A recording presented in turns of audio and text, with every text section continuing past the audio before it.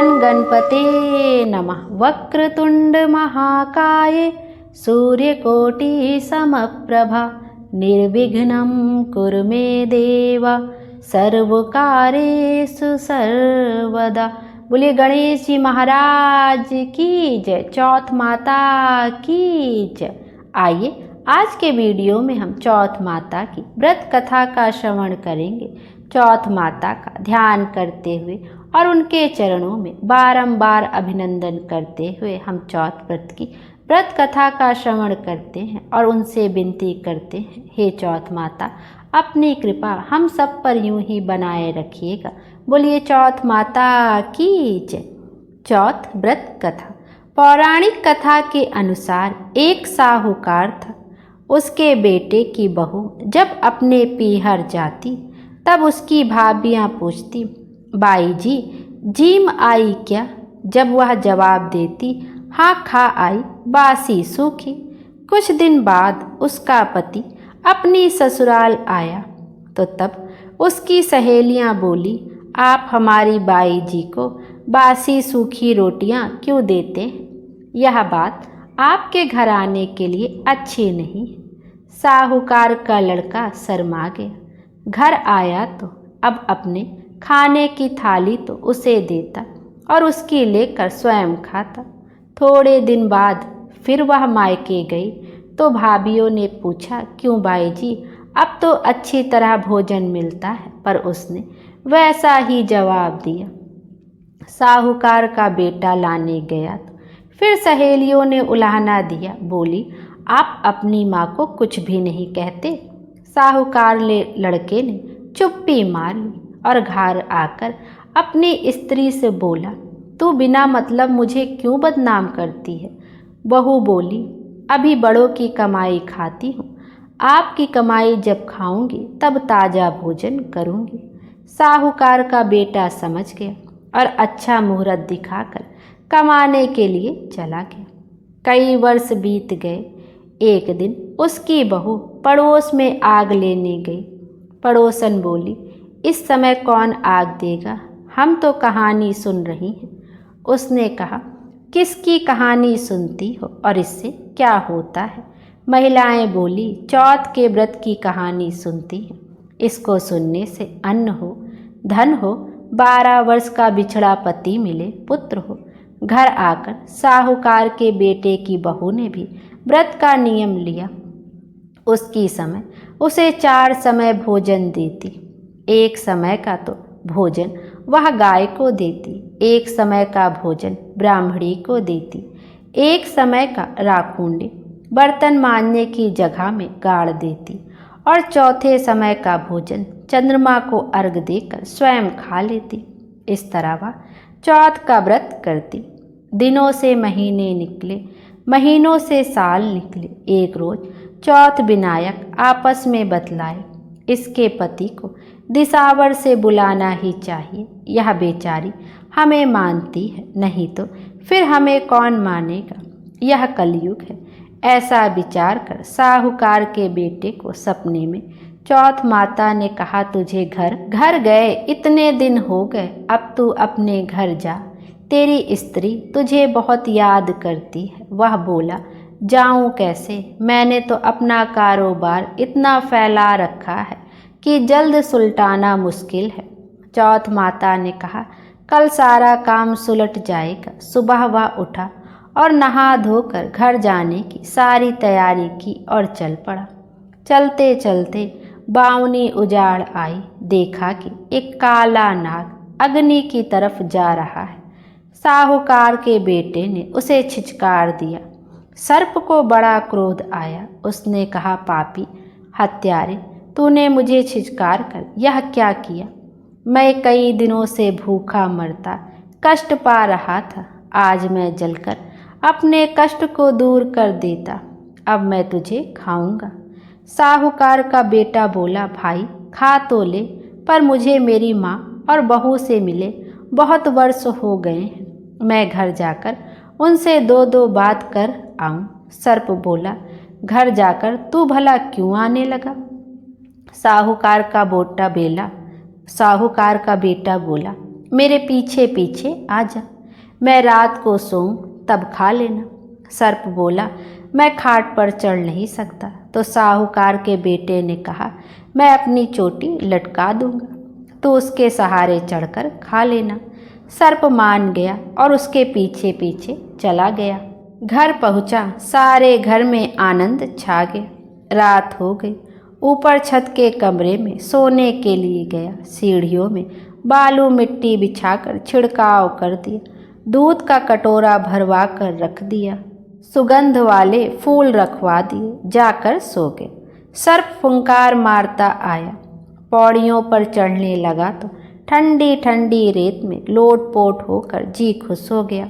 ऊपर चढ़ा तो दूध का कटोरा भरा देखा। केसर कस्तूरी गिरा हुआ दूध पीकर मस्त हो गया। आगे चलकर फूलों की सुगंध में मस्त हो गया। हर बार उसने सोचा, ऐसे आदमी को खाना तो नहीं चाहिए, पर खाऊंगा ही। चौथ विनायक आपस में बतलाए कि काल तो पास आ गया। इतने वर्ष तुम्हारे व्रत किए, तब इसका पति मिला और उसका भी सुख जा रहा है। विनायक जी ने तलवार से उसके कई टुकड़े कर दिए, पर सांप की पूंछ में जी बाकी रह गया और वह उछलकर उसकी जूती में जा गिरा। चींटियां आपस में बतलाई, साहूकार की बहू अपने को रोज दलिया आटा डालती है और उसका बदला ना चुकाया तो फिर अपने वंश का पालन कौन करेगा। ऐसा ही विचार करके उस पूंछ से चिपट गई और रात रात में उसका सारा जहर चूस लिया। सुबह साहूकार का लड़का देरी तक नहीं उठा। उसकी माँ ने सोचा, चलकर जगाना चाहिए। वह छत की तरफ गई और देखा तो चारों तरफ खून बिखरा पड़ा है। उसने सोचा, बेटे के पीछे कोई दुश्मन लगा आया था। वह रोने लगी। उसका रोना सुनकर बेटा उठा। उसने अपनी माँ से कहा, माँ मैं अच्छी तरह हूँ, तू विचार मत कर। मेरा दुश्मन मारा गया, अब तो दान पुण्य करो। फर्श व सीढ़ियों को धुलाकर साफ कर दो। फिर उसने अपनी माँ से पूछा, माँ मेरे पीछे आपने कोई दान पुण्य या व्रत उपवास किया था क्या? माँ बोली, बेटा हमने तो कुछ भी नहीं किया। उसकी बहू बोली कि मैंने चौथ का व्रत किया था। उसकी सास बोली, हाँ तूने जरूर किया होगा। रोजाना 4 समय का तो तुझे खाना देती रही और तू कहती है कि चौथ का व्रत करती थी। बहू बोली, हाँ देती रही सो तो सही है, पर मैं खाती नहीं थी। सास ने पूछा, तो क्या करती थी? बहू बोली, पहले समय का तो गऊ को देती, दूसरे समय का हथकार वाली ब्राह्मणी को देती और तीसरे समय का राखुंडे में दबा देती तथा चौथे समय का चांद को अर्घ देकर स्वयं खाती। सास ने कहा, यह कैसे माना जाए? बहू बोली, आप इस बात की जांच करो। सास गऊ के पास गई तो गऊ ने सिर हिलाकर हाँ भरी। ब्राह्मणी से पूछा तो उसने कहा, हाँ देती थी। राखूड़े को खोद कर देखा तो हीरे मोती जगमगा रहे थे। सास को ईमान आ गया और बोली, हाँ बहू, तेरे इस व्रत से ही आज मेरा बेटा राजी खुशी है। इसका दुश्मन मारा गया और खूब धन दौलत भी हो गई। उसने सारी नगरी में ढिंढोरा पिटवा दिया कि बेटों की माएँ, पुरुषों की स्त्रियाँ 12 चौथ का व्रत करें। 12 नहीं तो 4 और 4 नहीं तो 2 अपने दीदे गोड़ों आँख पैर के लिए जरूर करें। हे महाराज चौथ विनायक, जैसे साहूकार के बेटे का कष्ट काटा, उसी तरह सबका काटना। उसकी बहू को सुहाग दिया, वैसा सबको देना। कहानी को कहने वाले, हुंकारा भरने वाले हमको और हमारे परिवार को सबको सुखी रखना। बोलिए चौथ माता की जय, गणेश जी महाराज की जय। आइए अब गणेश जी की व्रत कथा का श्रवण करते हैं। एक अंधी बुढ़िया माई थी, रोज गणेश जी का पूजन करती, माला फेरती। गणेश जी राजी हो गए, बोले बुढ़िया कुछ मांग। बुढ़िया बोली, महाराज मुझे मांगना तो आता ही नहीं, क्या मांगूं? विनायक जी बोले, अपने बेटे बहू से पूछ ले या तेरा कोई और हो उससे पूछ ले। बुढ़िया अपनी बहू से बोली, गणेश जी से क्या मांगूं? बहू बोली, मेरे लिए पुत्र मांग लो। बुढ़ापे में पोते का मुख देख लो। बेटे से पूछा तो बोला, धन मांग लो, धन हो जाएगा तो सब कुछ अच्छा हो जाएगा। पड़ोसन से पूछा तो बोली, बेटा बहू किसके हैं, तू अपने दीदे गोड़े मांग ले, नहीं तो बुढ़ापे में दुख पाएगी, खाट में पड़ी सहेगी। अब बुढ़िया चक्कर में पड़ गई, सोचती सोचती सो गई। सुबह उठी, नहा धोकर पूजन किया। गणेश जी आए, बोले, क्यों बुढ़िया, पूछ लिया? बोली, हाँ महाराज, पूछ लिया। आप मुझे यह वरदान दे कि मैं अपने पोते को सोने के कटोरे में दूध पीते देखूं। विनायक जी बोले, बुढ़िया, तू तो भोली दिखती थी और मांगने के समय सब कुछ मांग लिया। अच्छा, ऐसा ही होगा, कहकर चले गए। धीरे धीरे सारी बातें होने लगी।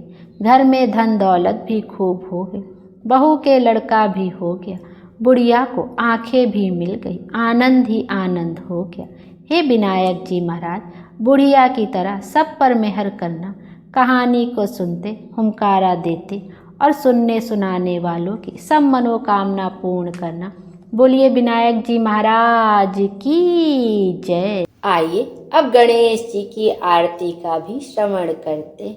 जय गणेश जय गणेश जय गणेश देवा, माता जाकी पार्वती पिता महादेवा।